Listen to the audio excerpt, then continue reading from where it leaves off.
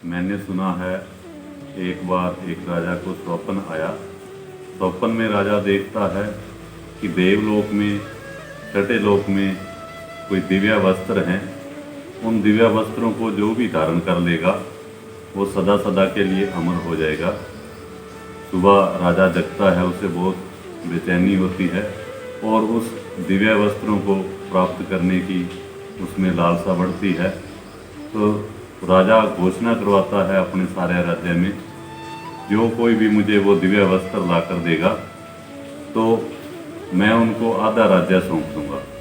और साथ में उसने दूसरी शर्त ये भी रख दी कि अगर किसी ने मेरे साथ कोई ठगी करनी चाही, मुझे झूठ बोलना चाहा, तो उसको कोड़े लगवाए जाएंगे और उसको जेल में डाला जाएगा।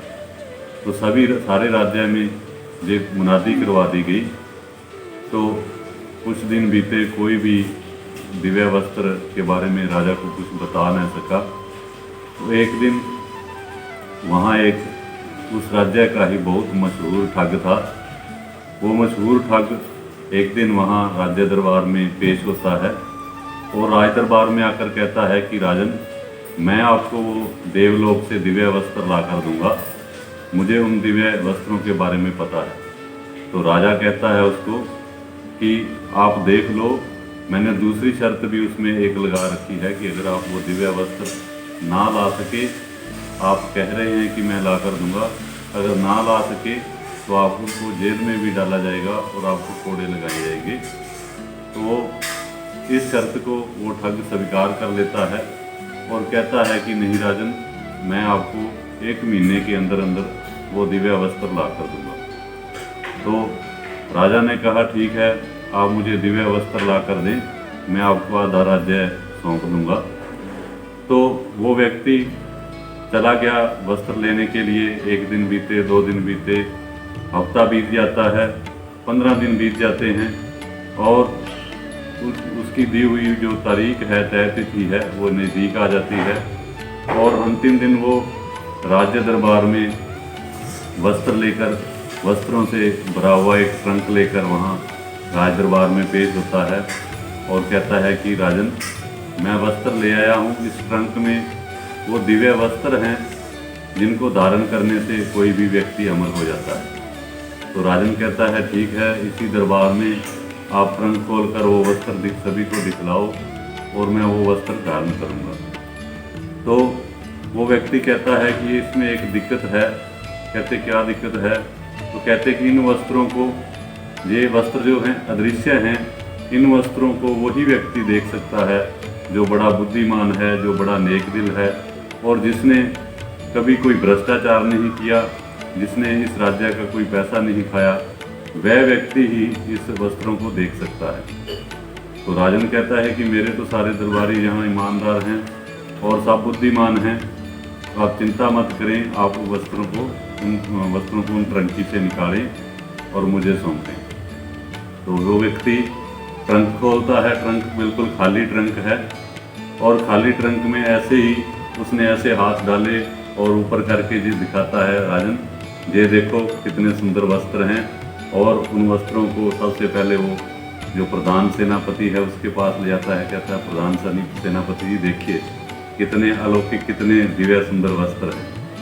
तो अब सेनापति सोचता है, अगर मैंने कह दिया कि वस्त्र तो है ही नहीं, मुझे दिखाई नहीं दे रहे हैं, तो ये समझा जाएगा कि मैं बुद्धिमान नहीं हूँ, मैं बेईमान हूँ, मैं भ्रष्टाचारी हूँ और मैं नालायक हूँ, इसलिए मुझे ये वस्त्र दिखाई नहीं दे रहे हैं। तो वो भी इन सब से बचने के लिए कह देता है, हाँ वस्त्र तो बहुत सुंदर है, बहुत अलौकिक वस्त्र हैं, बहुत दिव्य वस्त्र हैं। तो फिर वो व्यक्ति उन्हीं वस्त्रों को प्रधानमंत्री जो वहाँ राजा दरबार में है उनके पास ले जाकर कहता है, देखिए प्रधानमंत्री जी कितने सुंदर वस्त्र। तो वो प्रधानमंत्री भी कहता है, वाह कितने दिव्य वस्त्र हैं, कितने सुंदर हैं, अलौकिक वस्त्र हैं। तो ऐसे कर कर के वो जो मेन व्यक्ति वहाँ जो हैं जिम्मेदार पदों पर हैं, सभी को वो वस्त्र दिखाता है। तो सभी एक दूसरे के पीछे चलते हुए, अब बेईमान कौन बनना चाहे और कौन नालायक बनना चाहे और कौन नासमझ बनना चाहे, सब बुद्धिमान सब बनना चाहते हैं। तो उन्होंने कहा, हाँ ये वस्त्र तो बहुत सुंदर हैं। सभी ने हाँ मिला दी। तो अब वो व्यक्ति राजा के पास कहता है, राजन लीजिए ये पहले आप कुर्ता पहनिए, कितना सुंदर है ये कुर्ता, तो आप पहले ये पहनिए। तो अब राजा भी सोच में पड़ गया कि वस्त्र तो दिखाई दे नहीं रहे, लेकिन सभी ने मोहर लगा दी है कि वस्त्र हैं, तो इसका मतलब वस्त्र होंगे। तो अगर मैंने कह दिया कि मुझे दिखाई नहीं दिए, तो सभी लोग कहेंगे कि हमारा राजा ही जो है इस कुर्सी के लायक नहीं है, राजा बनने के लायक ही नहीं है, ये राज्य कैसे संभालेगा, ये ही नासमझ है। तो राजा ने भी यही उचित समझा कि ठीक है वस्त्र पहन ही लेते हैं, तो उन्होंने राजा के पहले वाले वस्त्र उतरवा दिए और राजा ने भी ऐसे ही पकड़ा और कुर्ता ऐसे करके वो पहन लिया, कहता ठीक है। और ऐसे ही उस व्यक्ति ने ट्रंक से पजामा निकाला और पजामा भी सभी को दिखाया और राजा को कहा दीजिए पजामा पहन लीजिए। तो राजा ने वो भी ऐसे करके अपना पजामा भी ऐसे ही पहन लिया, अदृश्य पजामा। और सभी लोग कह रहे हैं कि वस्त्र बहुत सुंदर हैं, बहुत बढ़िया दिख रहे हैं। तो अब उनके जो सलाहकार हैं राजा की, उन्होंने सलाह दी है कि सारे राज्य में आपका एक भव्य जुलूस निकाला जाए, रथ पर बिठाकर सभी प्रजा को भी इन वस्त्रों के दर्शन कराए जाएं। तो वो कहता है राजा सही बात है। तो उन्होंने रथ पर सवार होकर सारे नगर में जाने लगे हैं और वहाँ लोग देखने के लिए आए हैं वस्त्र, और सभी लोग कहते हैं वस्त्र बहुत सुंदर है। अब कौन नासमझ बनना चाहता है, सभी समझदार बनना चाहते हैं, सभी बुद्धिमान बनना चाहते हैं, कौन अपने आप को नालायक कहलाना चाहता है। और फिर जब सब सारी भीड़ कह रही है कि वस्त्र इतने सुंदर हैं, तो एक व्यक्ति कोई कैसे कह सकता है कि ये वस्त्र है ही नहीं है। ऐसे करते करते राजा का जो है रथ पहुंचता गया आगे। तो एक छोटा सा बच्चा भी कोई भीड़ में देखने के लिए आया है, 7-8 साल का।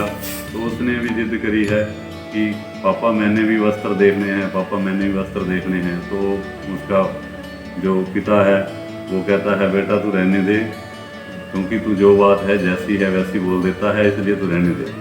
तो कहता नहीं, उसने बहुत जिद करी कि नहीं पापा ये मैंने भी राजा के वो दृश्य जो राजा के अलौकिक वस्त्र हैं, दिव्य वस्त्र हैं, मैंने भी देखने हैं। बहुत जिद करने पर उसके पिता ने बच्चे को कंधों पर उठाया और भीड़ में से ऊपर उठाकर जब दिखाया पास ले जाकर, तो बच्चे ने शोर मचा दिया कि राजा नंगा, क्योंकि वस्त्र तो है ही नहीं थे, राजा बिल्कुल नग्न था। तो उसने शोर मचा दिया। तो राजा के कानों में भी आवाज़ पड़ गई। तो राजा ने का एकदम से दिमाग ठनका, उसने कहा कि वस्त्र तो वाकई ही नहीं है, क्योंकि बच्चा कभी छोटा बच्चा झूठ नहीं बोलता, बच्चा तो सत्य बोल रहा है। लेकिन वो एक अकेला भीड़ में बच्चा है जो सत्य बोल रहा है, और सारी भीड़ एक दूसरे के पीछे लग करके भेड़ चाल चल करके कह रही है कि ये तो बहुत दिव्य सुंदर वस्त्र हैं।